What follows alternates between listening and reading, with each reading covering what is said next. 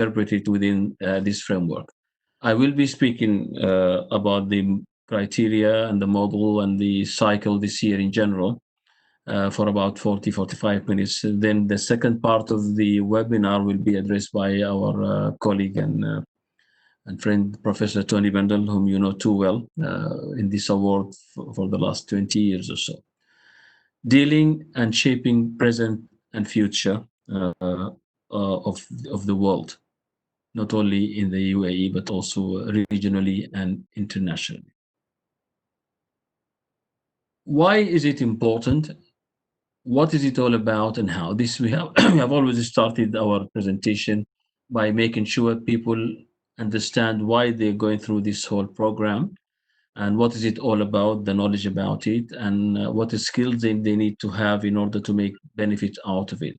It's not only crucial for Abu Dhabi business community, but for the whole of the UAE and the region. Now, Sheikh Khalifa Award is open for all the region. We have got many applicants in the previous cycles from Saudi Arabia and elsewhere, and globally also we are welcoming international applicants. The Sheikh Khalifa model itself we'll talk about briefly and how it's going to be used in this particular practice. Like most international awards, the journey of excellence award started back in the 50s with the Deming Award, the first and foremost model, which was named after Edward Deming as a tribute to the man and his contribution to Japan in the post-World War in 1951. It was based on the Japanese culture and for excellence and the criteria that Deming advanced in the measurement of quality at the time and the statistics models that he all developed too well. So it's, if you can use today's language, is the first generation of quality at the time. As a response to the Japanese threat, if you like, the Americans came up with the Malcolm Natural Bodies Award because a company in the United States, Florida Power and Light, found no other award in the US. So they contacted the Japanese and asked them to allow them to participate, which they did, and they have won the award in the early 80s. And this sent a very strong signal to the Congress at the time. The president was Ronald Reagan. So he decided to make his own national award, ask his trade secretary, Malcolm Baldrige, by the way, he was a politician, was not an expert, like some people might think. So he worked with the universities, with the professional institutes to develop an award. But near the time of launching it, he got himself killed in an accident because he was also like the president, a radio freak. So he got himself killed, and it was named after him as a tribute.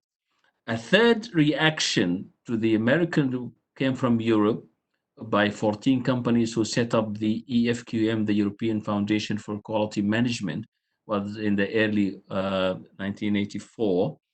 And they have developed their own model. This really represented the three building blocks of most of the other awards that we witnessed in the world, in Australia, in Singapore, in Dubai. The first award, I'm very proud to say, the first award ever in the Arab world, and indeed the Middle East, was in Dubai Quality Award.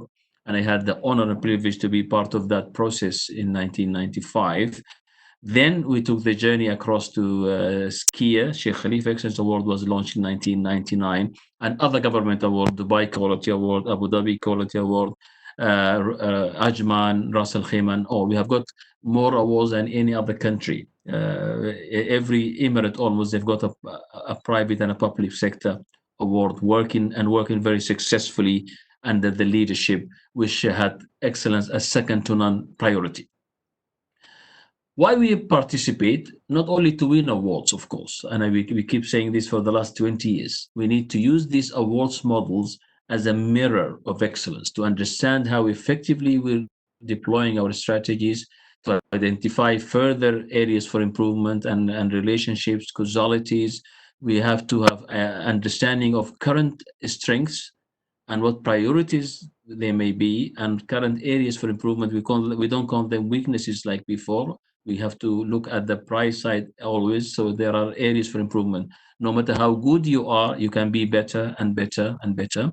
We identify benchmarking opportunities using these models because the language of the model is internationalized, especially Sheikh Khalifa Excellence Award is based on the EFQM 2013. We'll explain this in a minute. So whoever is using this model, we will be able to benchmark with them in leadership. What do they do compared to our leadership practice and models? What do they do in their strategies, in their people development, in their process management, and indeed how and do they measure the feedback from the customers and the people themselves, and put as such an action plan. So there's a whole host of underlining priorities that we do as a result of applying to this award. We have also a way to naturally respond to new threats, new challenges. Our topic today, which will start and then carried on with Professor Tony Bendel, how can excellence be useful in managing pandemics and crises of this nature, global pandemics and things that are very unknowable and nobody was able to predict. It gives us a unified way of management, unified way of thinking altogether, because one model, the ability to benchmark with national and international, I mentioned, and also the recognition to encourage organizations to adapt and adopt total quality principles, not only as a criteria, but also as a culture for the individual, because quality is a culture. Unless people develop it as a way of life, they won't be able to excel and excel continuously. So these are all really office spins of applying. When we do run surveys internationally and locally, we find responses when we ask people, why do you participate in local awards? You find some of them, they want to measure success and target future improvements. Some of them, they want to highlight and share best practices. Some of them, they want to have a vision or a role model. Some of them want to really achieve and exceed their customer happiness and customer success. Of course, the penultimate one, as you can see, is recognition, but it's not always the primary and foremost reason. People would like to be recognized and to like to win awards, but there are so many other important aspects of applying there is. Some would like also to know interdivisionally how can they compare and how can they learn from each other. So these are just some of the benefits that you can find out people responding when we ask them. What is it all about? It's certainly not a competition.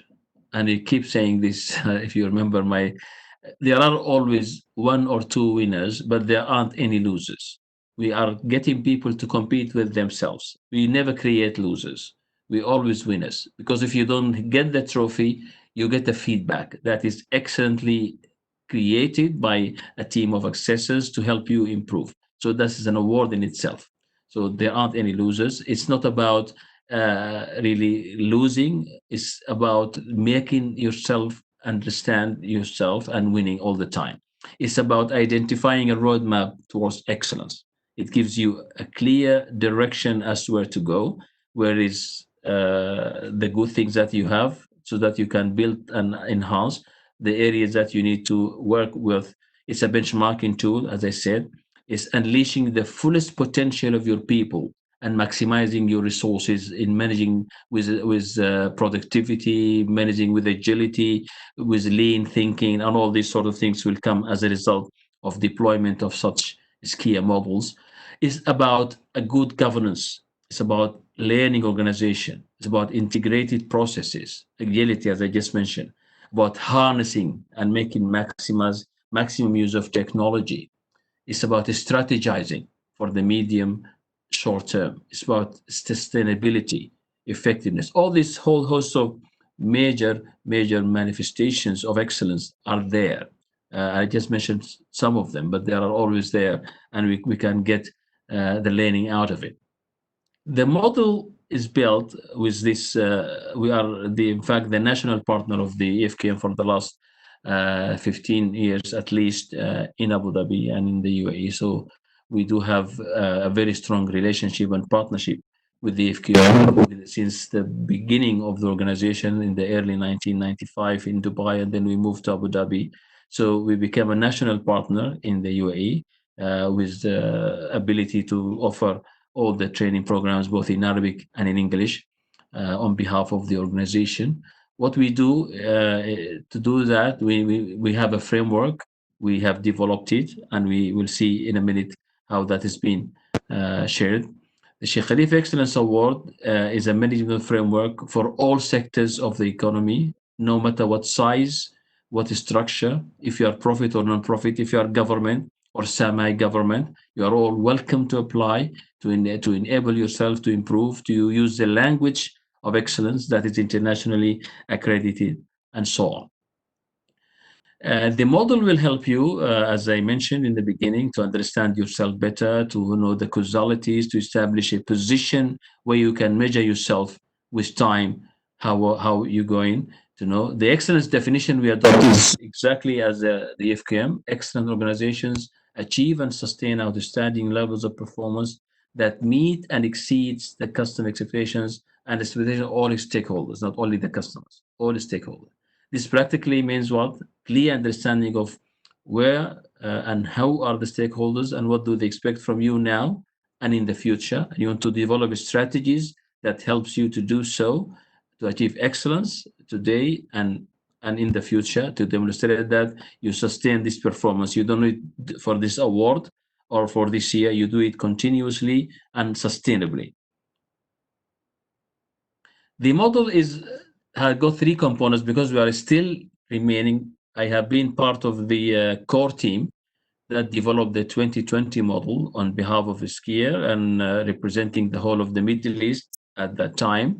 We have decided for this year, at least for stability purposes and for more testing of this the new model, to remain with the 2013 model and methodology.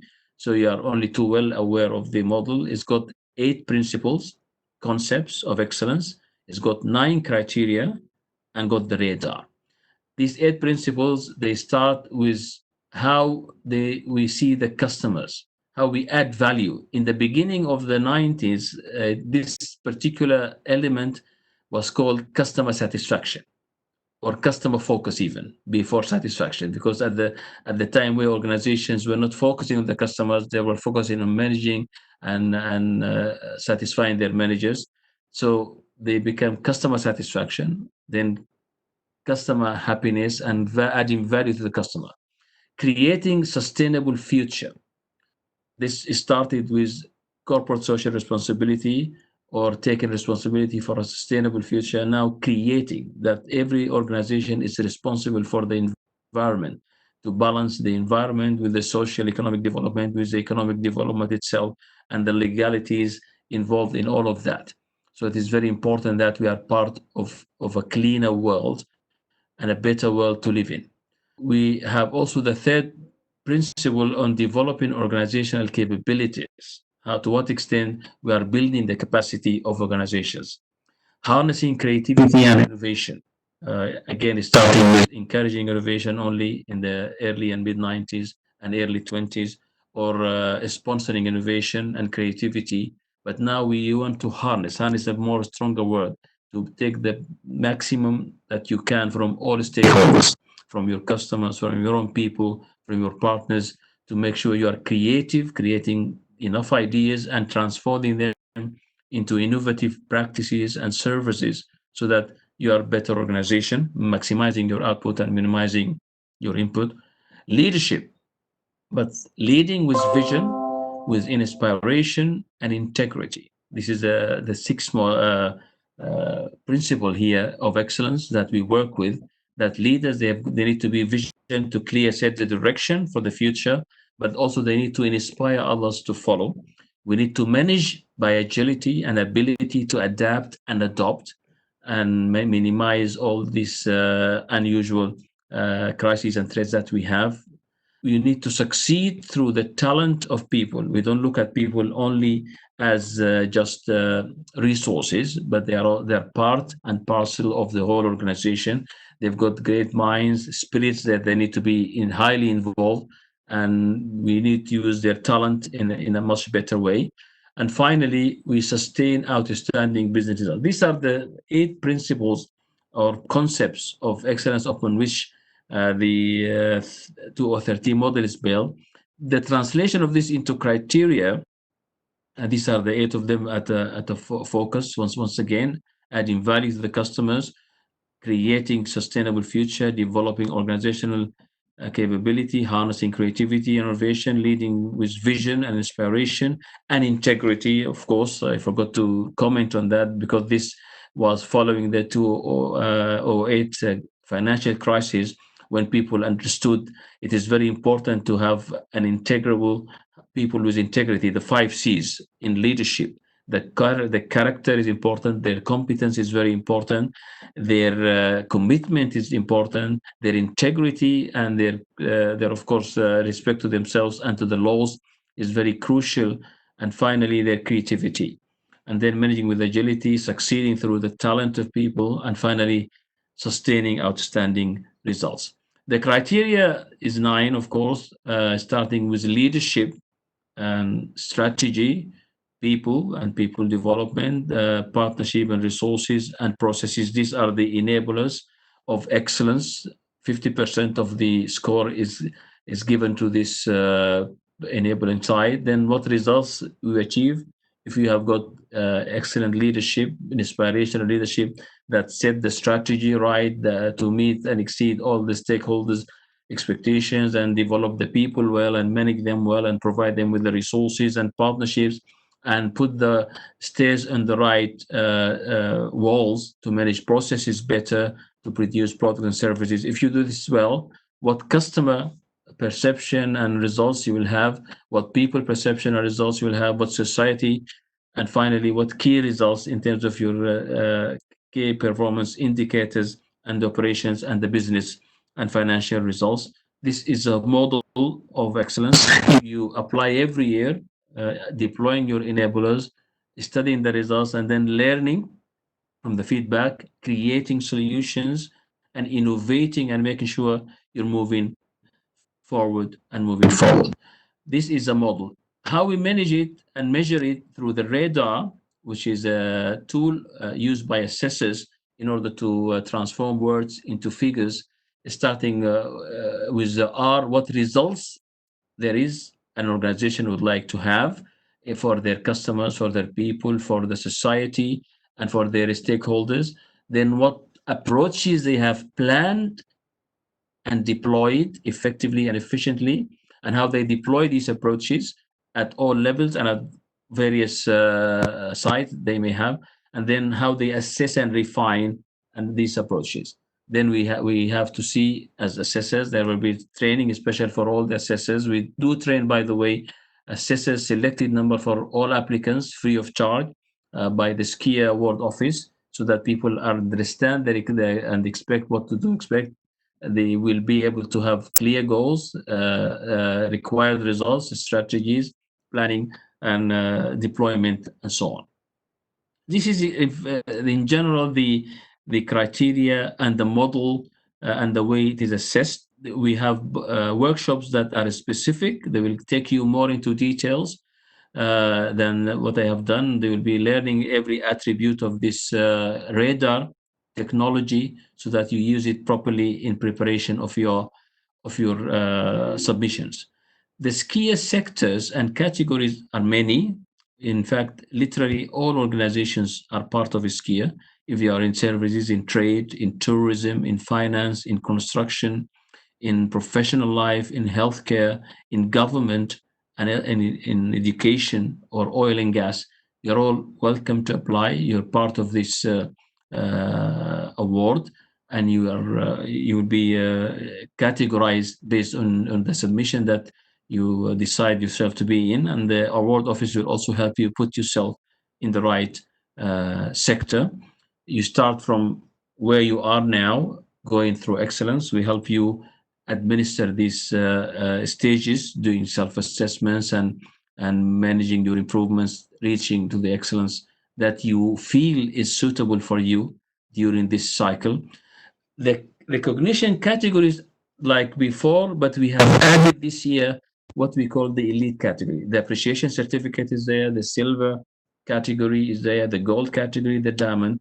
But because of the nature of the award opening, and we are now receiving applications from world-class organizations, internationally recognized organizations, both locally and internationally. So we set up, with the agreement of the higher committee, a new elite category that is above the diamond, because diamond stops at about 550 or 600. But this one is start from 700 plus. People who score higher than that will be capable to win this new category, which gives the award that extra dimension to be globalized and to be internationalized and to welcome applications from world-class organizations locally and internationally. So this is the addition this year. The journey, as you can see, the figures for the jury will be categorized like before.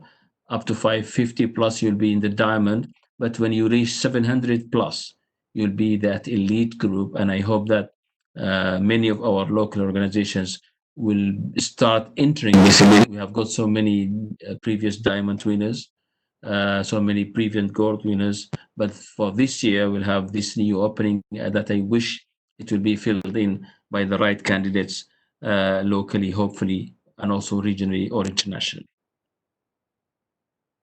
The feedback report, which followed the assessment, will continue to improve. It will continue to be well and highly prepared by these well-trained assessors and ambassadors of excellence. It will provide you with key thematic feedback on your key themes of the assessment and the key strength, the areas for improvement, and a score as a range given, which range that you scored in between up to 50 band.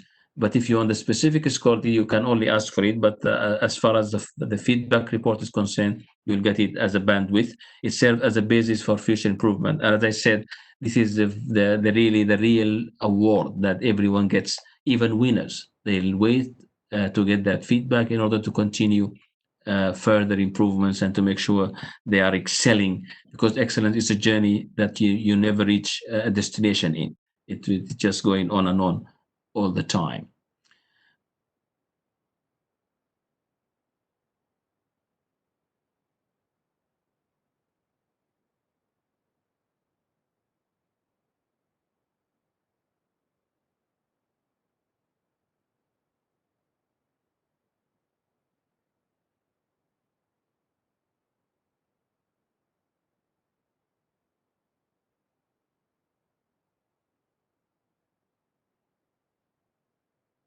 You'll see. I just only highlight the FQM recognition schemes, which are now part of the SKEA cycle itself. You will be helped to achieve that recognition and get the right assessors in collaboration with our partners in Europe. If you are scoring around 300, it will be suitable for the Committed to Excellence certificate. But if above 500, you'll be recognized for excellence, which takes you more into the gold category and or even beyond. The other seminars and webinars and workshops will be published and declared as we speak. From today onwards, you know exactly when is the next seminars and what to do in order to achieve them. Most of our work for the time being will be online, because there's difficulty indeed in bringing people together like what we used to do before. The innovation certification will provide also their courses in innovation online as well. The benchmarking trade training will also be provided online. Six Sigma added this year with Anti-Fragility Academy, because of the nature of this new pandemic, will also help people understand how to manage risks in a better way. And the global GBN will also help you understand other best practices, how they're going. The office will continue to register people. I am sure there are more than 50 applicants so far, only the beginning. It will register the people, it will organize the submission documents and publication of the model criteria. The evaluation teams will be also set up as a result, and the jury meetings. And I will share with you the timelines, which is very important for this year. We already launched the cycle back in October, and sorry, back in the ceremony was in February, but the registration deadline final will be 31st of October 2020. no application will be accepted after that deadline. These orientations started from May and will carry on for the remainder of this month and next month. The applicants specialize workshops on how to prepare submission, how to do self-assessment. All the how-to workshops are carried on between June and October, and you need to apply and register yourself and will be provided with this training online. There will be specific specialized assessor training for not only our assessors but also for applicants assessors who want to understand this new business and help their organizations do internal self-assessments. And it will be also sponsored by Sheikh Khalifa Excellence Award Program in order to encourage people to do it better. By the 25th of November, the submission deadline will also be introduced, that you will have to bring your submission document to submit it online by before 3 p.m. on the 25th of November. And as I always say, if you submit it 3 or 5 p.m., then it won't be accepted for fairness for everyone else. And then in December, January, there will be the assessment schedule will start with the desktop review. We will have set up our local and international assessor teams in order to start their work from December, and we will finish by the end of January. Our deadline for the assessment to be completed will be by the end of January. The jury, which is the senior assessor committee, and this year will be like last year, will represent all the important local bodies. We had this year, the DGP was represented by the Coordinator General, Dr. Hazza, and also the more important regional bodies in Saudi Arabia was represented, the Saudi Council, the King Abdullah in Jordan was also represented, the EFKM was represented, plus international expertise from the EFKM were all there, just to make sure we have rigorously assessed and calibrated all the inputs from the assessors, and before we put it to the higher committee. The higher committee will meet in the third week of February to review and, of course, either approve or return the results for further calibrations to the jury committee. And this will be done during this third and fourth week of February. The ceremony this year, the tentative date, we still haven't, of course, got the approval from the D1 office yet for His Highness. But our tentative date that we work with is 24th of February 2021. There'll be the closing ceremony. The feedback reports will be received by all applicants no later than April 2021. They will all be dispatched online for all applicants.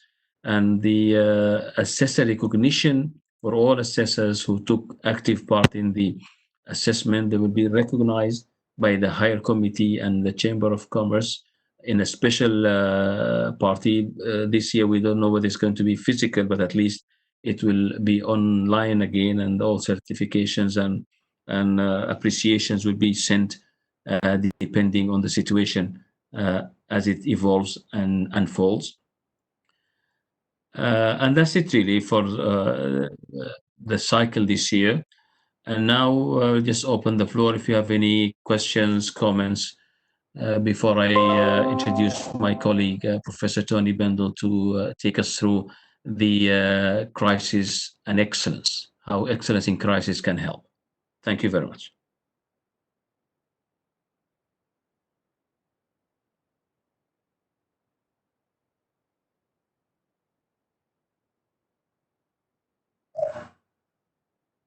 Okay, any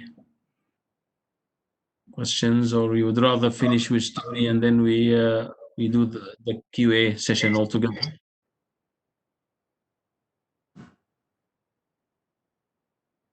Okay, then I would rather now you take on Professor Tony, please. Thank you. Okay, thank you very much, Professor Hadi. I assume everyone can hear me. So, thank you for the introduction. It's been nice to be with the SKEA process for so long. and still to see all the exciting things that SKEA is continuing to do. We're talking today about dealing with the present as well as shaping the future. And as Professor Hadi has said, we're in a position of crisis. We have crisis. Around the world, we have crisis. And looking at excellence in crisis raises a number of interesting questions for us all, I think. I'm reminded about 5 years ago, I published a book, my last book I published on anti-fragility. And at the time, I was concerned that the excellence models that we were using back then were not particularly good for dealing with crisis situations. They weren't particularly good for dealing with the out of the ordinary, the abnormal. To some extent, I think that's still true today, unfortunately, with the revisions in the excellence models. Excellence models are human. They're created by human. They're not holy books. They're our best attempts at capturing what we should be doing, how we should be improving our organisations. There's always room for improvement in them, and I believe that's still true today. So pursuing excellence didn't save us from being impacted by COVID-19. So was it worthwhile? That's one of the questions I think we should be thinking. In the crisis, we're so busy worrying about the immediate, we haven't got too much time to think about excellence, or should we? What does excellence mean in the context of the crisis? What should be there that we didn't previously focus on? And I would suggest that all of this is really about the need for a broader formulation of excellence than we've had in the past. And it's time for all of us, including SKEA, to reflect. And SKEA is doing just that at the moment. So the immediate responses to the coronavirus crisis for all our organisations, I think, have been about business continuity. They've been about making sure that we continue to provide our services to our customers, to society, about caring for our people, making sure they're safe, or as safe as we can make them, as we continue to provide operational services. It's about leading locally, being what we're capable of being, showing our leading position. Is very much about wanting to be. Johnny, if I'm interrupting you, if you can just share the slides, please. If you can share the slides. I shared them. I'm sorry. Yeah. I thought they were shared. So let me check again. I'm sorry about that, Prof. Hadi. So let me go back to the sharing. I seem to be having a difficulty. Sorry, let me have a look at the... It is the third button from the left after the camera. Yeah. I thought I had shared them, so I do apologise. Let me go back, and I'll go to the beginning and just repeat the core of that. I do apologise, everyone. Okay. This isn't my normal webinar platform, I'm afraid. So we've talked about excellence in the crisis. We've talked about the fact that, in a way, excellence didn't save us. We've talked about the fact that we are so busy with the immediate that it's hard to think as to what we should be.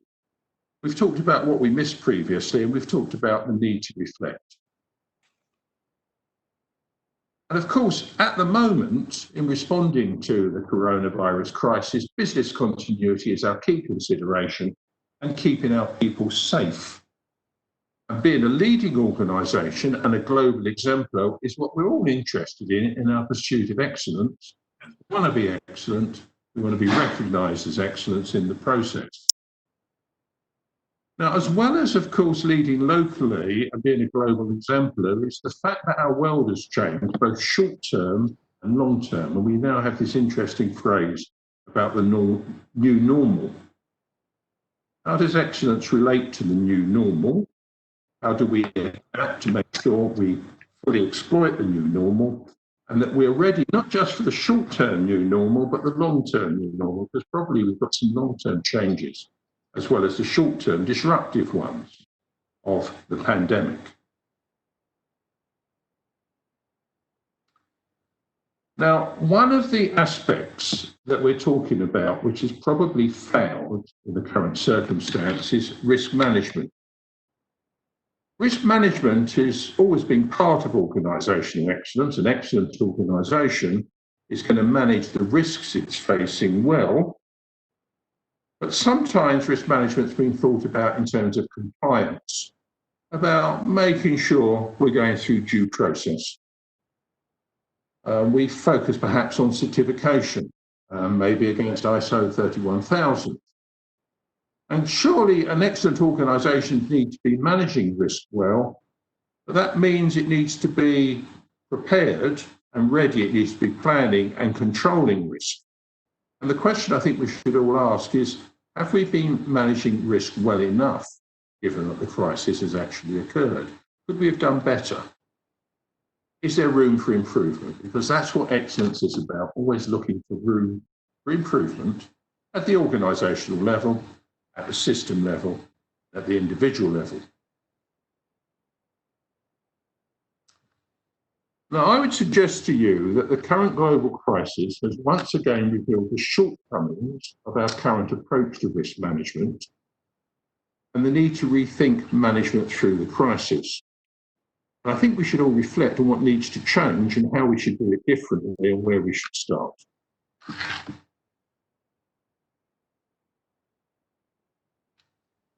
Now, risk management helps organisational excellence because we couldn't have an excellent organisation that wasn't prepared. Yet, maybe even our excellent organisations with a crisis were inadequately prepared, which would imply that there was something wrong with risk management and it didn't do as well as it could do with a global crisis. I'm going to pick up on the idea of going beyond the basic concept of risk and talking particularly about anti-fragility and agility and where we should begin from.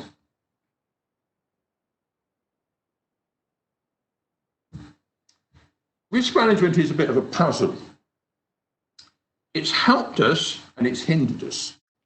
It's been a great success, an impressive achievement, and a notable failure. Now, we know it's been a success because we have a lot more control of risk than we've ever had before, but it's been a failure because we have had a sequence of disasters. More organisations fail today than ever before in human history. More failures of companies than we've ever seen before. The rate is accelerating, even in normal times. Risk management hasn't saved them. And then the crisis comes along and we find we're not adequately prepared and we have to play catch up. So in some ways, risk management is very, very good. And in some ways, perhaps it's not good enough. And if you look at the cartoon on this slide, maybe part of the issue, perhaps, is we don't give it enough attention. We don't regard it as important enough. There's another problem, though, with risk management. It's not just that it's not particularly employed and practiced well always. There is a fundamental problem in the concept of risk. And the major flaw is that in a risk register, if you can't conceive of a risk, then the risk isn't in the register. And what we have seen in recent years is the emergence of so-called black swans. We'll talk more about black swans, but a black swan is a rare, unpredictable, high-impact event. And you might think that the COVID-19 crisis, for example, is a black swan. I debate that with you, in fact. It might be a black swan. Now, if you can't predict it, if you can't think of it, if you can't even conceive of it happening, it can't possibly be in your risk register. And that means it's not part of your risk management at all. And so the crises we have, the failures we have, tend to be ones that we haven't thought about. We haven't included, we haven't taken any safeguards against. And our typical risk management does not place any emphasis on precaution, on precautionary principles, without playing it safe. One thing we've all learnt through the COVID-19 crisis is that one of the most basic precautionary principles of all is washing our hands repeatedly, often, all the time. What other precautionary principles do we take in our organisations to protect us against a whole host of risks, even ones that we can't specifically specify. Washing your hands will protect you against any disease. We don't actually have to know exactly what the risk is for it to be effective.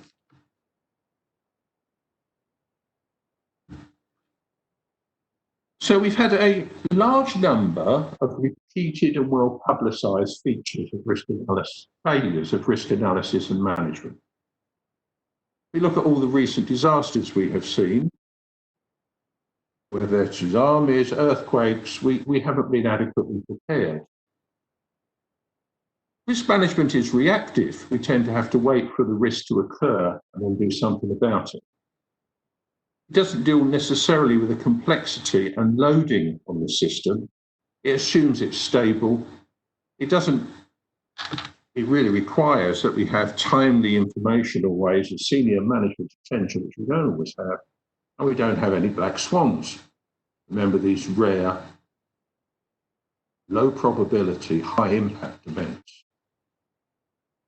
Now, there are also specific issues about global crises, because global crises are an example of a systemic risk. When things tend to go wrong, they all fall down at once. It's not an isolated failure, it's systemic, it's across the system. We all hit the problem all at once, and because of that, we have a bit of a domino effect. One domino knocks down the next domino. And unfortunately, it is not common organisational practice today everywhere for organisations to constantly monitor and manage, in a proactive sense, the response to an emerging crisis. I mean, think about it. When did we first hear about COVID-19? When did we first hear about coronavirus? It was the beginning of the year. Did we immediately take action? Did we immediately monitor? But then pandemics are not unusual. We've been talking about pandemics for at least the last decade. Were we fully ready for it? Unfortunately, many organisations only become somewhat proactive when sometimes after the crisis is initiated, they begin to recognise the problem because government tells them, or they get industry guidance, and they take action. And unfortunately, this is often somewhat late, even in high impact risk situations. Let's give you an example of that, and then I'll give Professor Hadi an opportunity to translate a little of this into Arabic before I continue. Have a look at the cover of Time magazine at the bottom of this slide. We're not ready for the next pandemic. Look at the date next to it, May 2017. That was our warning, was it? One of the many bits of warning we actually had.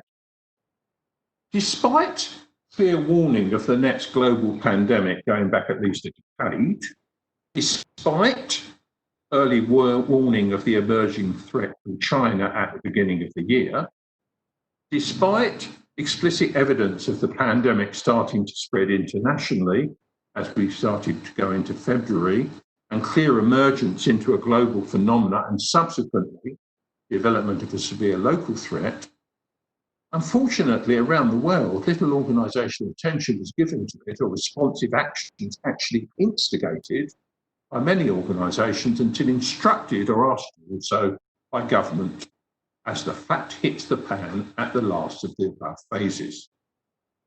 We're playing catch up. We weren't ready enough, despite our focus on excellence. Fadi? Thank you, Professor.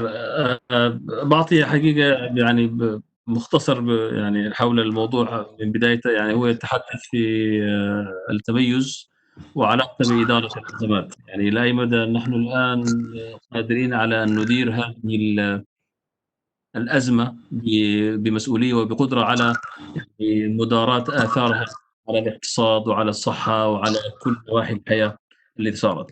ففي البداية طبعا عندنا أدوات إدارة المخاطر والأزمات اللي مبنية على الستاندرز المعروفة، الايزو 31000 وغيرها من يعني المواصفات الموجودة، تتحدث وتعتمد في النهاية على سجل المخاطر إذا أدخلنا أشياء نتوقع حدوثها نستطيع أن نديرها بأسلوب يعني reactive، بأسلوب يعني أننا ردود.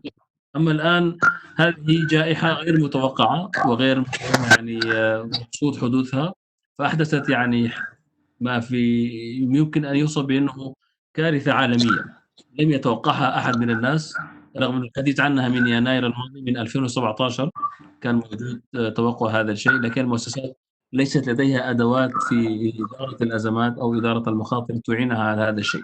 فنحتاج الآن إلى وقفة، إلى إعادة تعريف مفهوم التميز فيما يخص إدارة الأزمات وإدارة المخاطر من جديد، وإلى أي مدى قادرين أن نعالج هذه الهشاشة التي تعتري الكثيرين. يعني الناس ما تحركت كمؤسسات إلا بعدما تدخلت الدول. الدول تدخلت مركزيًا في كل العالم وطلبت يعني أن نفرض على الجميع الإبعاد الاجتماعي والتعامل من على البُعد، العمل من على البُعد، التعليم من على البُعد، كل شيء صار من على. صحيح كان هنالك قدرة كافية لدى المؤسسات أنها تعمل من على البُعد من خلال التقنيات الحديثة الconferencing، قضايا يعني التواصل الأخرى، استطعنا من خلالها أن نستدام العمل في continuity of business، يعني مشت الأمور، ولكن هذا لا يعني أننا كنا قادرين أن نتدارك هذه الأزمة قبل حدوثها، والحديث الآن كيف يمكن أن نوجد أدوات scanning the horizon من جديد والتعرف على ما هو آت بوسائل مستحدثة. قضية الهشاشة هي من القضايا المهمة الجديدة جدًا التي ينبغي أن تدرس الآن ويُعاد تقييمها في ظل ما هو موجود في الموروث الفقهي من منظور التميز المؤسسي. كيف يمكن لنا أن نعرّف كلمة الrisk من جديد، وكلمة التميز كذلك من جديد، وما هو الrisk؟ لأنه الrisk في تعريفه القديم هو مرتبط بالأهداف المؤسسية. إذا أي شيء يعيق تحقيق أهداف المؤسسة نسميه risk. إذا لم يكن مرتبط بأهداف المؤسسة فلا يوضع في هذا السجل. الآن واضح للجميع إنه الجائحة الكونية التي أصابت كل العالم لم تكن في أي من المؤسسات، ولم يتعامل معها أي من الناس، رغم الحديث عن خطورة واحتمال حدوثها وإن كان ضعيفًا كان موجود، لكن ليس هنالك أدوات لإدارة الأزمة من جديد. هذا ما وصل إليه في الحديث فيما يخص يعني الrisk management والcrisis and global crisis. Over to you, Tony. Thank you, Prof. Hadi. So we've got a problem then, because many of our risk management systems and our risk registers make all of this very much worse, but they don't differentiate the systemic risk, like the risk of this crisis, from the routine everyday local hazards, like, say, flooding. Most organisational risk management systems are structured so they treat systemic risks exactly the same as the routine hazards. They don't take account of the phases of the crisis, the phases we've just talked about, for instance, as we saw the emergence of the threat from China going global and eventually becoming local. But unfortunately, the way we capture the risks, the way we include them in the system, is to treat them largely as point events.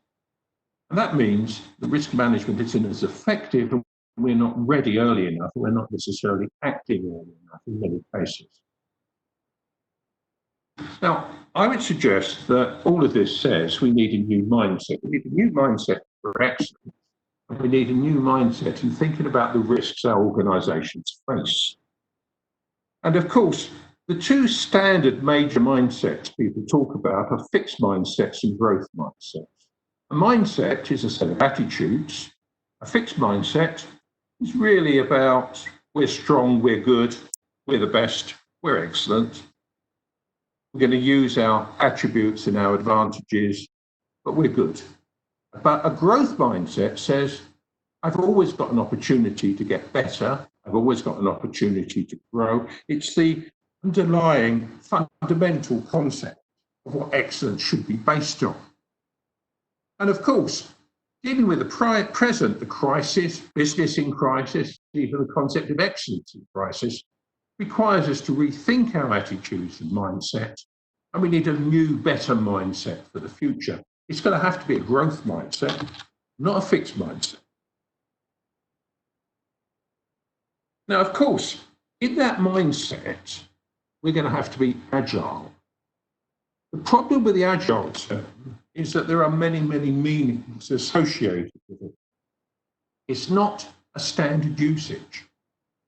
Agile tends to mean being flexible and responsive and aware, but the main usage of agile today still remains globally the usage which was the original usage, which was about software development and the creation of the Agile Manifesto back in 2001. From there, we talk not just about agile software development now, we talk about agile project management, doing the project in a set of cycles rather than in one linear push. But business agility is broader than that concept, but a bit badly defined. It can include awareness, flexibility, and responsiveness, but it can also include the ability to transition from one set of actions and mindset to another. And that, I believe, is a major part of the need for agility that we have at the moment, the ability to change our assumptions, our concept, our mindset, what we do. The capacity to change before you have to. Being agile means not waiting, as we appear to have waited for the crisis to unfold, but to have been ready earlier, move it a bit faster, the ability to change because we've got agile minds. The McKinsey definition of anti-fragility, in fact, is included as part of agility. Their view of agility is that anti-fragility, which is a subject I'm very interested in, we're going to talk more about, is included. However, remember that businesses themselves are not going to be agile unless their people are. Agility comes from the people. Although, is it just about agility, or there's something else as well? Do we need more than just agility? That's really a key question in the current crisis. So agility is part of our concept. I want to go on to talk about changes in worldviews. Now, there are many, many commentators on the new normal that we're now facing. Just to quote a few of them. One of the McKinsey reports, which I like quite a lot, talks about the fact that distance is back. We're keeping a lot further apart than we used to. The fact that we now need to focus on resilience as well as efficiency, we need both of them. The rise of an economy in which we're contactless. We talk electronically, we pay electronically, we shop electronically, we do everything electronically. With more government intervention in the economy, because we need that in order to regulate a shocked economy, perhaps, because of the crisis. More scrutiny for business, changing structures in terms of industry, consumer behaviour, market positions, sector attractiveness, but there are still opportunities there. There's still silver linings. That's one view. Here's another view, a little bit opposing, going up to a higher level. This is from King's College London. The pandemic will force the return of big government, government taking a more inclusive role, kind of reinforcing what the King said. The pandemic will strengthen nationalism, but territorial nationalism. We've seen across the world countries focusing on local production, for instance, of personal protective equipment on a strong nationalist basis. Some countries refusing to export, for example. The crisis will also develop more trust again in experts and professionalism. We saw some aspect of that disappearing. President Trump, perhaps, for instance, causing us to not trust experts quite as much as experts have been seen in the past with various issues with expert testimony. But now experts are trusted more than politicians, according to the World Surveys. The appeal of big data and big data authoritarianism, the apps which have been used around the world to help check the spread, and particularly the use in China on a very large scale. Lots of personal information processed. makes them much more attractive because we're saving lives in that process. Previous crises, government has often said to the citizen, carry on regardless, but now they're having to tell us to change our behaviour. The dynamics between the generations. In some ways, the coronavirus crisis has empowered the younger generation. Those older members of business and society, such as myself, having to step back, less in the front line, not being out there in the world so much, because being in the world is dangerous, more dangerous for the older generation. And the fact that we're going to have to balance the economy and human life. Really difficult and interesting situation. Before I go to Professor Hadi, let me just put in a few of my own comments as well. There's obviously going to be major changes in markets and supply chains. We've learned from the coronavirus crisis, we've learned of the vulnerability of extended supply chains in many sectors, in food, in automotive. Moving things across large geographical distances gives us increased risk to the supply chain. We're seeing substitution, we're seeing less flights, less travel, and more electronic communication. That's going to make a long-term impact. The ability to respond to and enter new markets will be enhanced because businesses have learned just how quickly they can move into the PPP equipment business. There's a new agility there. Organisational conduct will never be the same again because leaders will recognise how much we can now do virtually. I certainly have learnt, I've been training doctors and nurses. In problem solving, I've been doing it electronically. I've been training virtually much more than I've ever done in my life, much more successfully with detailed group work. And we should learn that we need to make bigger changes in our preparedness. Our risk management had failed.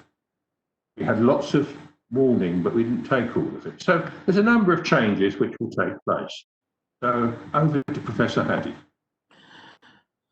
Thank you, Professor. تستمر الحديث حول الحاجة إلى ذهنية جديدة. New mindset, new way of thinking. هذه الذهنية قوامها ليس كما كان من قبل، تتعامل مع الحاضر والمستقبل بصورة يعني إيجابية وصورة فيها مبادرة أكثر مما كان في ذي قبل. تحتاج إلى ذهنية قوامها الرشاقة والمرونة. وكلمة الرشاقة طبعا لها تعاريف عدة أشار إلى بعضها، يعني فيما يخص المشاريع وإدارة الأعمال هي تعني شيء، ولكن فيما يخص الأعمال نفسها تعني شيء آخر. هل هي رشاقة القرار، رشاقة اتخاذ القرار وسرعة اتخاذ القرار؟ هي رشاقة الاستشعار بالخارج والقدرة على التعرف على الواقع الخارجي، أم هي رشاقة العمل والتحرك باتجاهات متعددة ومختلفة؟ هذا يعني من جديد يعني ألقى بظلاله على كثير من المجهودات العلمية التي كانت يعني سائدة في ذلك الوقت. عاد الحديث من جديد إلى قضية البعد أو الإبعاد. الآن كلنا نعمل كما ذكرت في الأول من مسافات لا تقل عن مترين عن بعضنا البعض، فأبعد هذا المنتجين عن مقدمي الخدمات، عن المتعاملين معهم والعاملين معهم إلى آخر ما ذهب. هذا طبعا عكس ظاهرة العولمة التي كانت قائمة على الحركة الدائبة والعالم قرية واحدة. الآن لا، صار في فصل بين هذين، صار في تركيز على الكفاءة من جهة وعلى الرشاقة من جهة أخرى. وهاتين طبعا معادلتين يعني فيها شيء من الصعوبة، أن تكون كفؤا وفي نفس الوقت قادر ورشيقا، لأن الكفاءة قد تقود إلى مشاكل. إذا كنت أنت طبيب مثلا ترى أن تقابل في اليوم 20 أو 30 مريض وكل واحد تقضي معه 40 أو ربع ساعة، إذا تأخر أحد المرضى هذا سيسبب خلل في كل السيستم. إذا كان مطار بيستقبل طائرات كل 3 دقائق طائرة، إذا تأخرت أحد الطائرات هذا سيسبب خلل في كل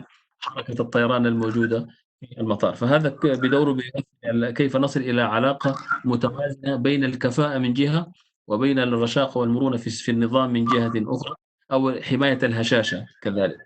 قضية الcontact free economy تحدث عنها من خلال أن لا نستطيع أن نتعامل بالأموال كما كنا، كل الدفوعات صارت من خلال الأونلاين ومن خلال الapplications، نتجنب التماس مع المال خوف العدوى طبعًا. حتى العيدية لا يمكن أن نعطيها للأطفال كما كنا من قبل. قضية العودة من جديد للحكومة المهيمنة الكبيرة المسيطرة على مجريات الأمور، هذا طبعًا يعكس بدوره الاقتصاد الحر الذي كان في الماضي free market economy، معناه دور الحكومات، الآن صار في دور أكبر للحكومات. هذا الدور الأكبر أثّر على نزعة إقليمية أكثر، نزعة وطنية أكثر، إثنية بالمقام الأول ولكنها إقليمية وتحدها حدود جغرافية معينة. كانت يعني مثل ما أشار أحد الرؤساء إنه إذا صار دواء سنعالج به قومًا قبل أن نذهب إلى العالم، وهذا طبعًا في يعني نزعة جديدة. قضية احترام التخصصيين والمهنيين كانت قليلة، خاصة في أمريكا. أشار إلى أنه في رئاسة الرئيس الحالي يعني كان له ثقة أقل في المهنيين وفي المتخصصين وفي الأطباء، وثقة أكثر في السياسيين. الآن صار العكس هو الصحيح. كذلك قضية البيج داتا وأثرها في إدارة الأفراد، يعني الآن استفيد منها في التجربة الصينية، إنه تطبيقات معينة للتعرف على حركات وتحركات المصابين مثلًا مع من يخالطوا من، وأين يذهبوا وأين يجيئوا. فهذه هي فيها حجر على الحريات الشخصية هؤلاء من جهة، لكن لها أثر أكبر ودور يعني فعال في محاصرة الجائحة والعلاج بصورة أفضل مما كان ذي قبل. العلاقة بين الأجيال الآن، الصغار والكبار، الكبار هم الأكثر استقرارًا والأكثر يعني حصولًا على الموارد، أصبحوا غير قادرين أن يكونوا جزء من المجتمع، لأنه في خروجهم إلى المولات وإلى العمل خطر على حياتهم. فالآن سيصير يعني إعادة تمكين من جديد للشباب والصغار السن، ليس الأطفال، لأن الأطفال أيضًا لهم يعني أثر سلبي سيكون عليهم في الخروج. حتتغير المعادلة من جديد، سيقود العالم يعني ناس أصغر سنًا من كانوا يقودوه من قبل. الاقتصاد يُبنى على قواعد جديدة الآن وعلى أُسس جديدة، ينبغي أن نراعي التحولات الكبيرة الهائلة التي طرأت على الصناعات. صناعة السياحة طبعًا التي كانت تعتمد على السفر وعلى المسافرين لا تستطيع أن تتواصل في مهامها كما كانت من قبل، ستتغير إلى صناعات أخرى. صناعات السيارات طلب منها تصنع ventilators وأجهزة للتنفس، وهذا في تغيير في تركيبة الصناعة نفسها. سيصير يعني كثير من الأشياء المسلمات لها دور ولها أثر كبير جدًا في هذه الجائحة وإدارة الأمور. هذا ما وصل إليه الحديث. Over to you, Tony. Thank you, Professor Hadi. So one really insightful comment, which I think is one of the commentators has made, and one of the most important of the commentators, I would say, is Mark Carney, the former governor of the Bank of England, probably our best, I suspect, in many senses. Mark Carney, writing relatively recently in The Economist magazine, in an invited article, talked about the fact that we're entering a world now in which firms, organisations will be expected to prepare for black swans by valuing anti-fragility and planning for catastrophe. Now, as I said before, a black swan is a rare, high-impact, allegedly unpredictable event. And some people think about the COVID-19 crisis as a black swan, although many people also dispute that. The COVID crisis is more like a white swan. The white swan was a predictable event, high impact nevertheless. In fact, some people describe the COVID crisis these days as a grey rhino.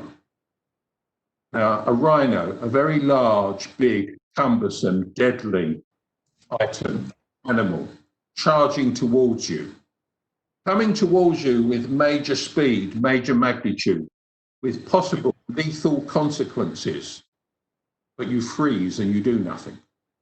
Hence the idea of the grey rhino. The grey rhino is an interesting idea because we knew about this, as I said. I showed you the cover of Time. We talked about 10 years back. We talked about the fact that we knew in January we could have been fully mobilising, but maybe we didn't mobilise quite quick enough. So Mark Carney is saying, and I think this is a very insightful comment for the future world, that thinking about the future excellent organisation, this is an organisation that is always aware of the possibility of black swans and indeed white swans, and it's going to be preparing for them by planning for catastrophe. And to do that, it's going to focus on anti-fragilities. We're going to need to talk about what anti-fragility is. And I did mention before that McKinsey include anti-fragility in their concept of agile. Now, most people don't. They see it as a bigger thing, something separate. Let's talk about it. So something which is fragile fails fairly easily. It doesn't withstand stress very well. And if I asked you what the opposite of fragile is, for many of you, you'd say the opposite of fragile is being robust or resilient. It can withstand stress, although only up to a limit. Anything which is robust still has a physical limit associated. But something which is anti-fragile, and it's a new word, gets stronger from being stressed. So when I exercise up to a limit, if I don't overdo it, I get stronger. Natural systems like me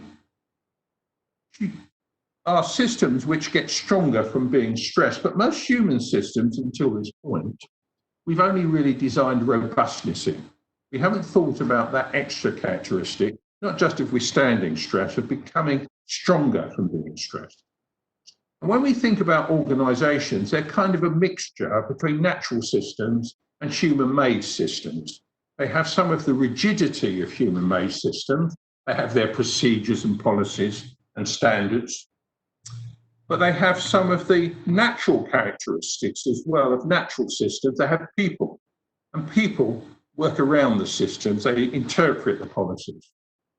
The human systems are a mixture of organizations, I should say, are a mixture of human systems and man-made systems in many ways, natural systems and man-made systems.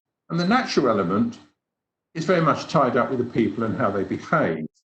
We focused on making them robust, but maybe we should be thinking instead about making them anti-fragile, just as Mark Carney has been saying. And making them robust, of course, has got a few problems. If we make them robust, they're okay up to a limit, but there'll be some stress that wipes them out. If we make them anti-fragile, they'll keep getting stronger. If we make them robust, being robust often implies rigidity. If we make them anti-fragile, they're not necessarily rigid in the same way. Now, I'm going to suggest to you that our organisations typically are very fragile today. That's not just me saying it, it's all around us, and the commentators are saying it very strongly. There's an article on the right, for instance, from the Atlantic magazine in the States, talking about the fact that in the US, decades of streamlining has made the US more fragile when it comes to the crisis than it needed to be. And efficiency is a source of fragility. It's unfortunate, but true. If you look at the graph down the bottom of this slide, I would suggest to you that in a process or a system or an organisation, there's kind of a U shape. Very inefficient organisation tends to be fragile. It falls over easily.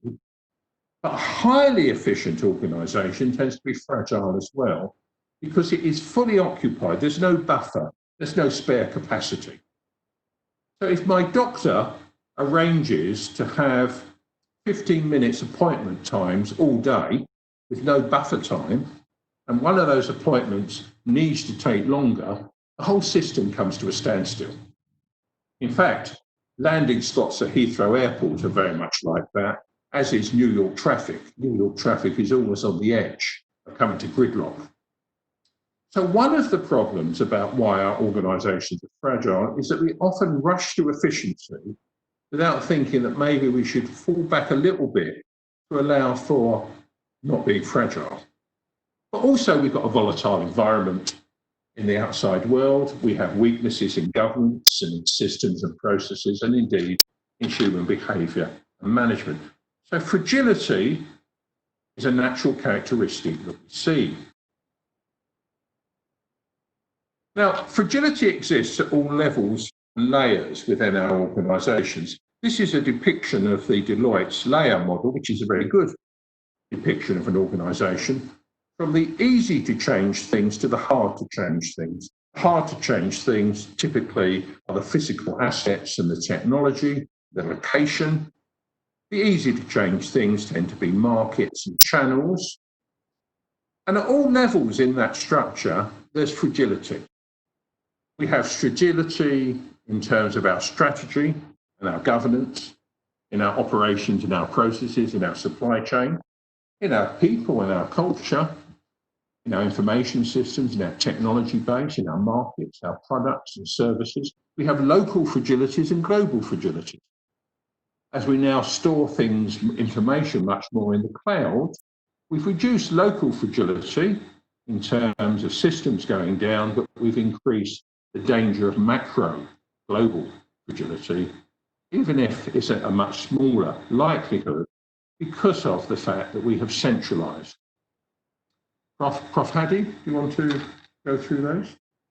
يا حقيقة من أهم يعني المناهج التي تبحث حاليا في البحث عن يعني منهجية أخرى لإدارة الأزمات وإدارة المخاطر هو ما كان يعرف بالأنتي فراجيليتي أو الهشاشة، مضادات الهشاشة أو دعامات الهشاشة المؤسسية. كانت مطروحة من قبل، لكن لم تأخذ هذا البُعد إلا بعد أن تحدث عنها الرئيس الأسبق للمصرف المركزي البريطاني، حينما دعا المؤسسات الاقتصادية والسياسية والأخرى في بريطانيا وأوروبا أن تبني أنظمتها للدفاع عن ما سماها بالكوارث الcatastrophe to predict الcatastrophe وكيف تكون هي مستعدة وقادرة على إدارة هذه الأشياء قبل وقوعها بهذه الذهنية. وفيما عرف يعني مفهوم الهشاشة المؤسسية هو قائم على التعرف على مكامن الضعف في المؤسسة، أين تكون المؤسسة أكثر قدرة على مش كأفراد أو كوحدات ولكن كنظام متكامل.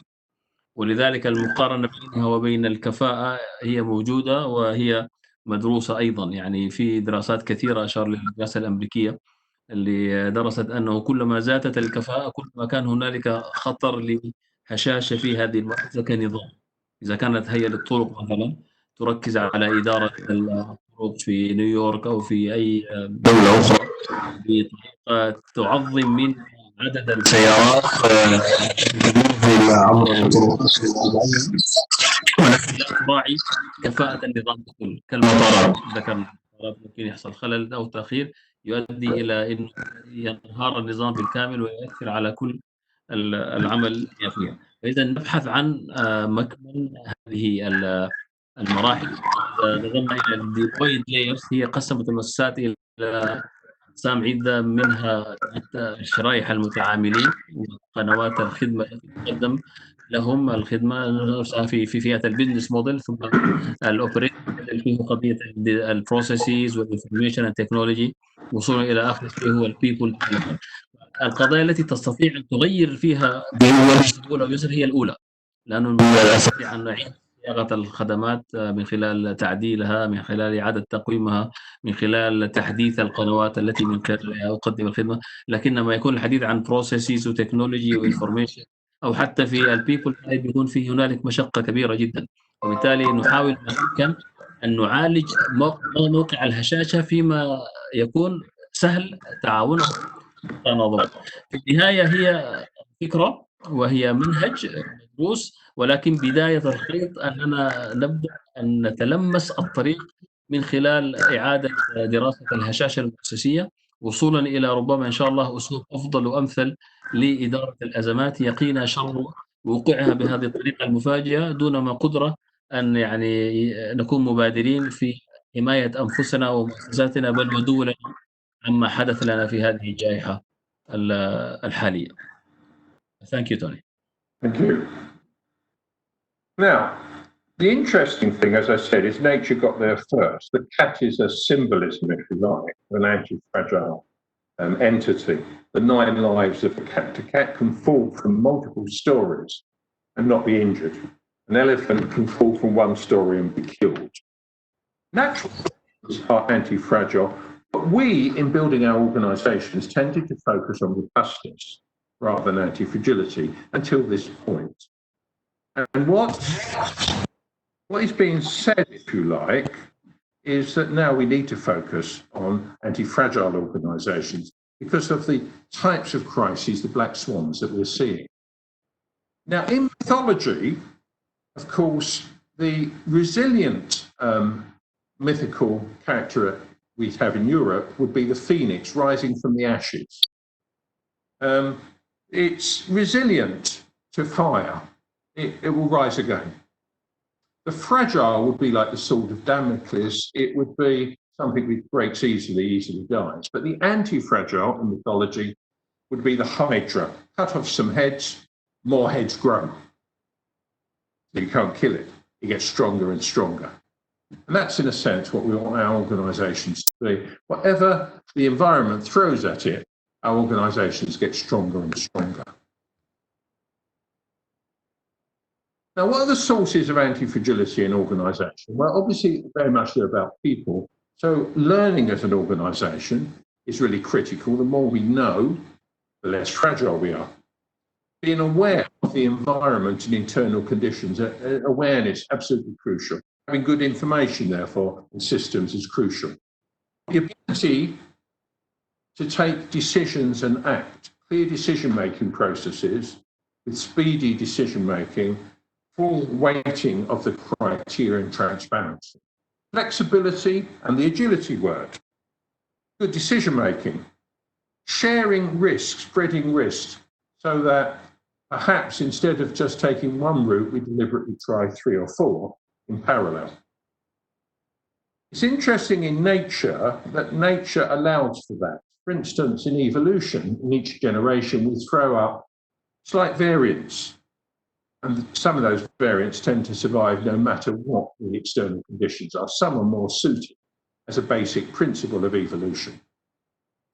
So anti-fragility is defined largely about our governance, our strategy, our structures, our systems, our people, our relationships and our culture. And from that, we can look at building anti-fragility into what we do in our services and our products and how we use information and technology, etc. Now, before I ask Professor Hadi to again translate, let me just talk quickly on 10 common pitfalls of fragile organisation. And the biggest pitfall is that they don't know they are fragile. I get very worried when somebody tells me about their organisation that we are excellent, we are super, we are very good. Because that worries me because it could be complacent, it could be non-observing. Fragile organisation, as opposed to an anti-fragile organisation, does not have the vision to keep looking, to scan the horizon, as Professor Hadi talked about. Fragile organisations also tend not to be joined up. They tend to be very segmented into divisions which don't talk to each other very much. Information doesn't spread well. Decisions, therefore, sometimes lack a certain texture. Some fragile organisations know everything very well, but just don't act or cannot act when they need to. And perhaps we all knew and didn't act early enough in the current crisis. Issues about risk management, not really seeing risk management for its potential, but seeing it perhaps as a compliance-driven ritual. Emphasis on short-termism, perhaps only on financial returns. Bureaucracy, emphasis on control.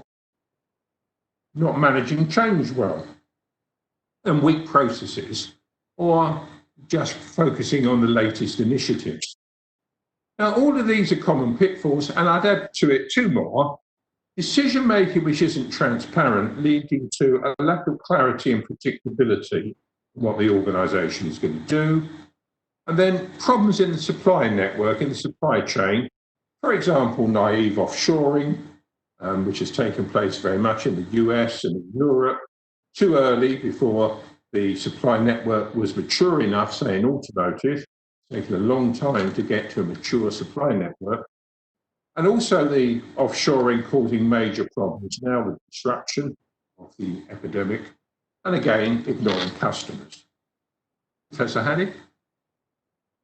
يا عقد المقارنة بين النظام الطبيعي والنظام المؤسسي مثل المقارنة بين القط والفيل مثلا. القط يزداد قوة ومتانة كلما تعرض إلى أزمات وإلى ضغوط، وكما نقول له 7 أو 9 أرواح، يعني لا يموت إذا سقط من الطابق السابع أو العاشر، ولكن الفيل لضخامة جسمه يمكن أن يموت إذا سقط من طابق واحد.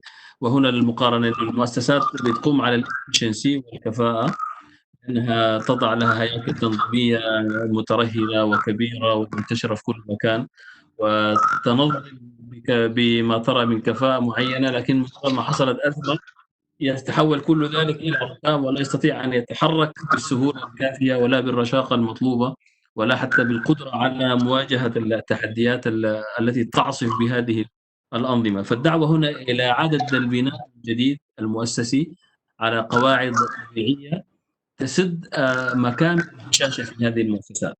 وصرح إنه الكثير من الناس لا يعلم إذا كان لديه هشاشة أو يعاني من الهشاشة من أنظمته المعلوماتية أو أنظمته الإدارية أو أنظمة إدارة الأعمال وهو كل هذا. فلازم يكون هنالك بحث وكشف صحي مؤسسي متكامل يعرض لنا ويستعرض من جديد مكامن الخلل والقابلية للفشل في المؤسسة ليسد من يعني بدعامات تساعد وتقي المؤسسة شر هذه الاهتزازات والارتجاجات بأن تتصدى لها قبل أن تصل.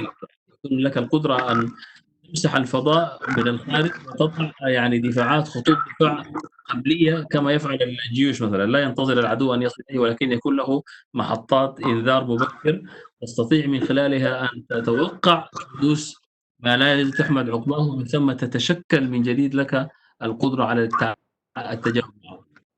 الأهم البيتفولز اللي ذكرها في قضية المعرفة أنك تتعرف وتعرف موقع الخلل، لأنه كثير من الناس حينما يسأل عن مؤسسته يدعي الكمال، والكمال طبعا لله سبحانه وتعالى، ليس هنالك مؤسسة كاملة، كل المؤسسات لها يعني خلل ما لكن لا نعرفه، وبالتالي نحن أعداء ما لا نعرف وما نجهل، وبالتالي ندعو الجميع من خلال هذه الندوة أن نبحث وبصدقية عن هذه المكامن، وتكون هنالك ربط بين المؤسسة. طبعا شيء دعوة قديمة حديثة أنك لا تعمل كجزر معزولة، ولكن تربط المؤسسة بعضها البعض، ويكون هنالك يعني نظام معرفي متكامل لتحديد ما هي المخاطر. إلا المخاطر مثلا لا يبنى فقط على ما نعلم، ولكن نحاول أن نبنيه أيضا على ما لا نعلم يعني ما نتوقع، وكذلك الشيء الذي له احتمالية ضعيفة من التوقع لازم يكون له كذلك يعني دور ووجود في المخاطر الموجودة، يعني الكوارث المتوقعة لإدارة الأزمات. قضية البيروقراطية وأثرها في التحكم، لأن البيروقراطية تساعد الناس أن تفصل سلطاتها في أوضاع طبيعية. في أوضاع غير طبيعية لن يكون هنالك مجال لبسط السلطات، وبالتالي لا نركز عليها على حساب دعم الهشاشة وإعادة البناء من جديد. فرص التحسين والتطوير تبنى كذلك صناعة القرار، اتخاذ القرار يعني من خلال الشفافية الكاملة في استقاء المعلومات من مصادرها وتحليلها بالطرق العلمية المعروفة وبنائها وصياغتها بما يتلائم والتحديات الماثلة الموجودة أمامنا لنتعامل معها بشيء من المعقولية وشيء من الحذر والسرعة في في التجاوب بمبادرة وليس برد فعل. Over to you, Tony. Thank you.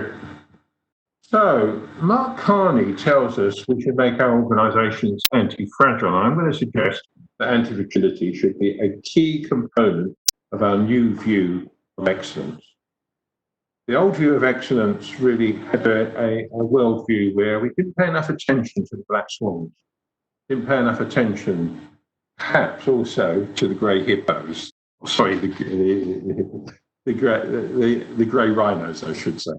So here's a basic fragility test for your organisation, which I just ask you to think about. This is not to be assessed, but you could go through each question. You might just drop down a number and see what you think. It's not so much what score you get, it's where the room for improvement is. So how good are our current approaches to excellence in the organisation? Do they adequately deal with the sort of crisis we're now facing? 0 to 10, the 10 value would be you're really excellent, absolutely perfect, and 0 would be pretty bad. How ready were we? How good is the current approach? Question 2, do we deliberately include diversity of approach and deployment in what we do? Because in the view of anti-fragility, diversity is good, because from diversity we learn, we trial, and we make things fit for their local circumstances. As I said, in evolution, the diversity in the population means some of that population survived when the world changed. Again, 0 to 10, 10 being a high score, 0 being low. How aware are we of our environment? 0 to 10 being perfectly aware in real time. As an organisation, do we learn as an organisation? 10 again being high. Can we really say what we've learned in the last year, how it's changed us? Or are we maybe still making some of the same mistakes we've made before? After all, we've all seen previous crises. We all know we haven't reacted adequately in the past. Despite, say, the financial crisis, we haven't got everything right that we should have put right to prevent it occurring again. We put some of it. Do we implement what we learn? Do we have a problem there as an organisation? And do we learn fast enough?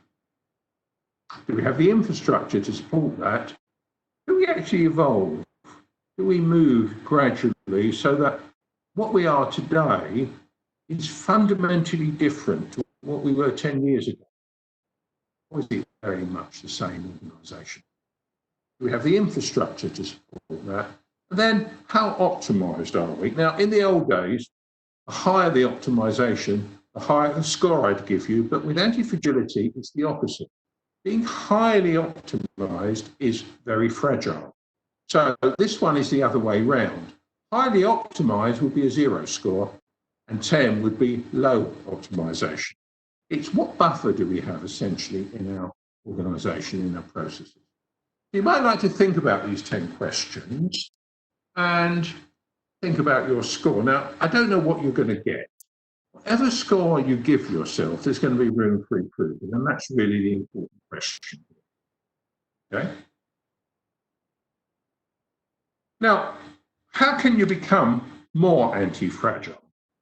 You never get to anti-fragility. Anti-fragility is a goal, it's the horizon.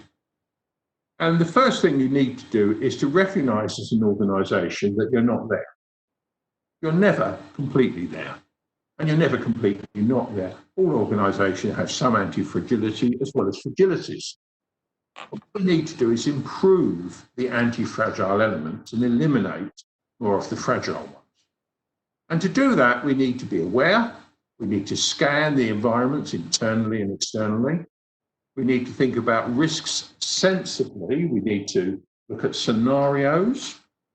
And we need to look for black swans, white swans, grey swans, grey rhinos, whatever may be on the horizon. We need to be aware and constantly looking. We need to spot these things as soon as possible.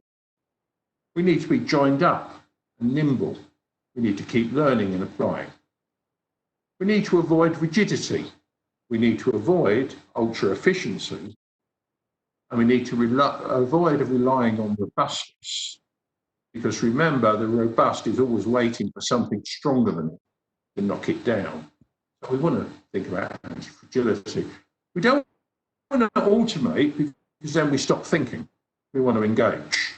We have to be very careful about moving things into an automatic process, because at a certain point, organisations stop thinking. They automate, they become rigid, and they become fragile. We have in our organisations many anti-fragile systems already. For instance, the pursuit of excellence using our excellence model is an anti-fragile system.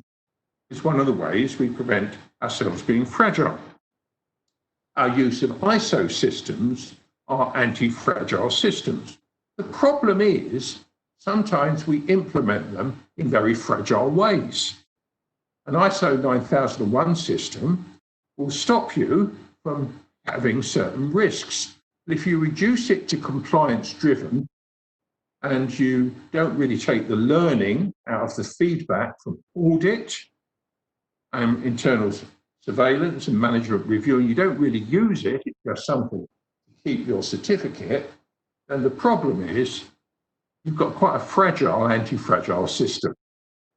It's one that can easily fall over when the wrong sort of risk occurs.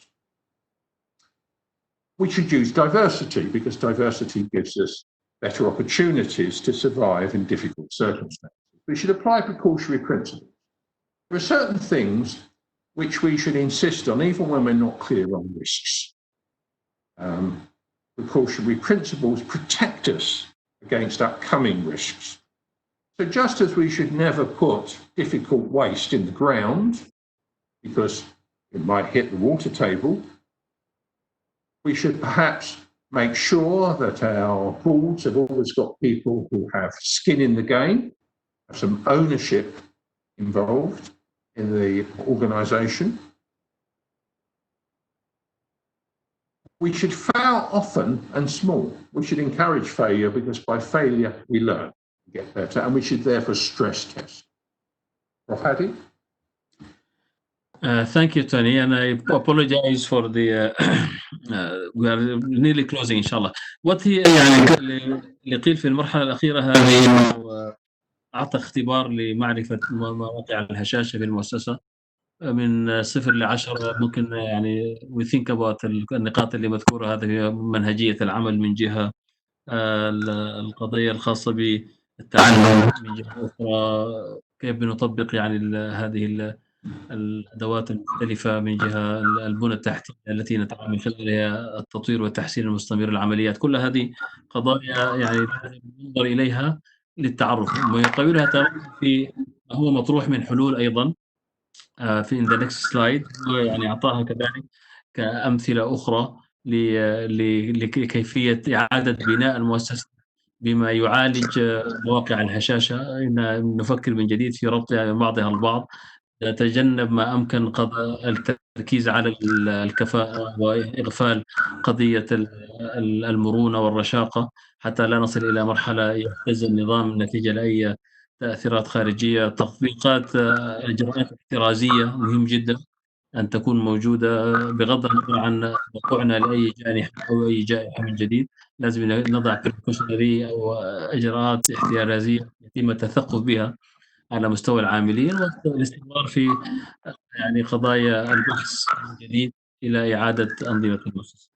هذا باختصار يعني الحديث حول إدارة الأزمات بمفهوم جديد في عصر جديد، في جائحة يعني مستحدثة مستجدة غير مسبوقة من قبل، أتت على ما هو موجود في الموروث الفقهي الإداري وفي التميز كذلك، لأن كل النماذج الحالية لم تعالج هذا الشيء. حتى الحديث منها أنا ذكرت في الأول فيما يخص ال 2020 ناقشنا هذه القضية في عدة جلسات في المؤسسة الأوروبية، ولكن حتى بعد ما برز النموذج لم يضع ما يكفي في قضية الكرايسيس مانجمنت وما يمكن المؤسسات حتى التي طبقت هذا النموذج، وهو طبعا عمره شهور، لم يصل بعد إلى النضوج الكافي.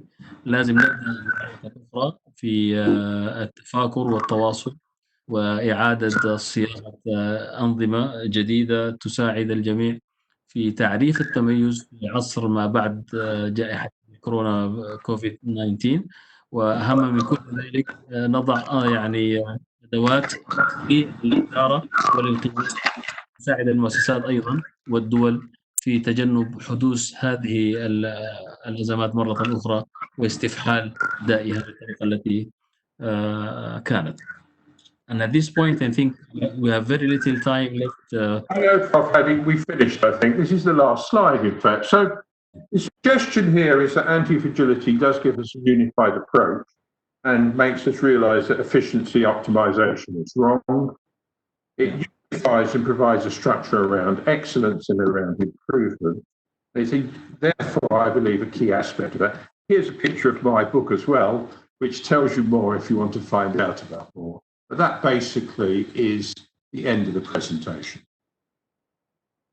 Thank you very much, Professor Tony, for this insightful presentation, and thank you all for your active participation and perseverance in remaining with us. More than 170 people are still here, and I think we have to give you the opportunity for any questions, any feedback about the SKEA cycle in the beginning and the process of application, the criteria, anything that you may wish to ask me, any aspect that you want to relate to Professor Tony Bendu. We'll be waiting for your feedback. Thank you very much.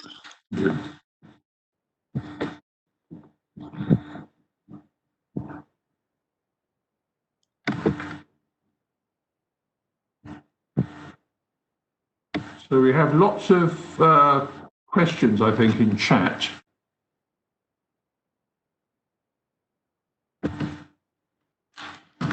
So from Dr. Jara, I think we have a question here. Oh, thank you. It's a personal one. Okay. So from Mayha, nice to hear from you.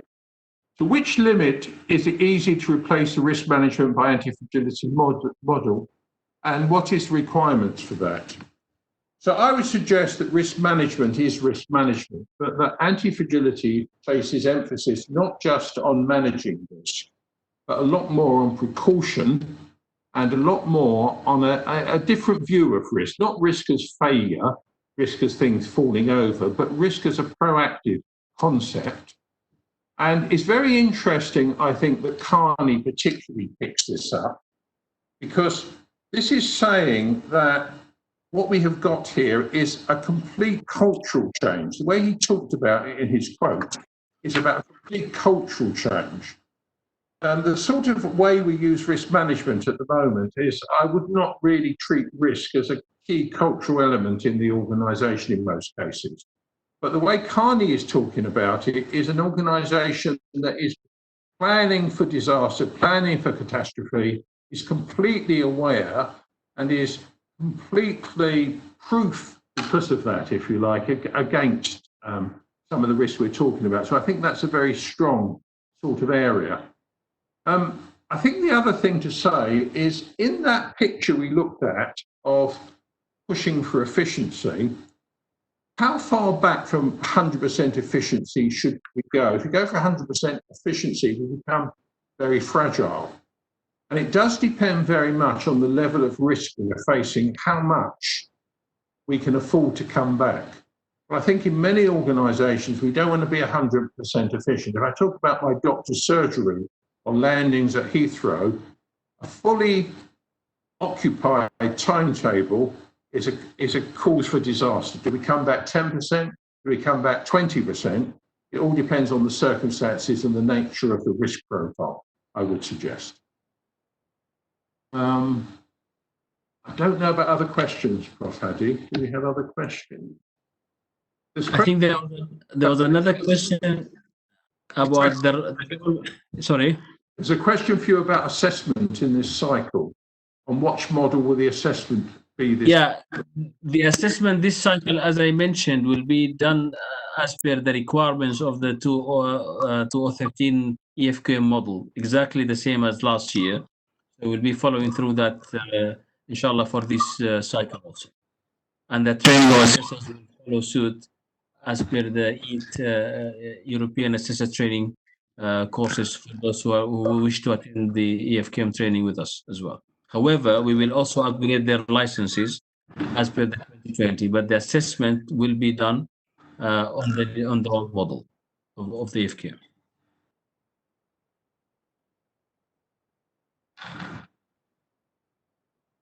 So there's a question about all the material which, as has been said by SKEA, will be shared. The copies of the slides will be shared. Yeah. All the content of the webinar will be shared to all participants, and will be put eventually on the website as well. I think there was a question on the government role, what governments can do. Anas, I think, put this question. I think what was mentioned clearly in the presentation that governments have got growing role at the moment in managing this crisis, and the big government aspect is more than before. But what they need to know, of course, this depends on what tools they deploy in order to understand the situation better and to maintain the balance between health and economy. And maybe Professor Tony can comment on this further. No, I completely agree on that. And then the other good thing which has come out has been the recognition that that use of their authority and contribution needs to be based on expertise. We had a period when, I suppose because of the states, we went through mistrusting experts. And with mistrusting experts and trusting politicians in the West has been that it's led us to some seriously silly situations when we have not necessarily had the best possible advice in how to deal personally or organisationally with the crisis. We've seen this in the West very much. And to me, I certainly say, looking at the States, what comes out of the White House is not always good advice. But what's happening is there seems to be in all of the polls an increased belief in the expertise, in the experts on risk, the expert scientists, etc., in terms of their understanding of the situation, and the public are now much more willing to accept that. And it is obviously very important that government does make use of the best scientific knowledge and understanding possible. So I'd agree totally, Prof. Hadi. We must use the best models, we must use the best structures. And what I would say is that I believe our current models of excellence need further revision. I think there's an opportunity here. The crisis has made us realise that we are not paying enough attention to these various animals that we may call them.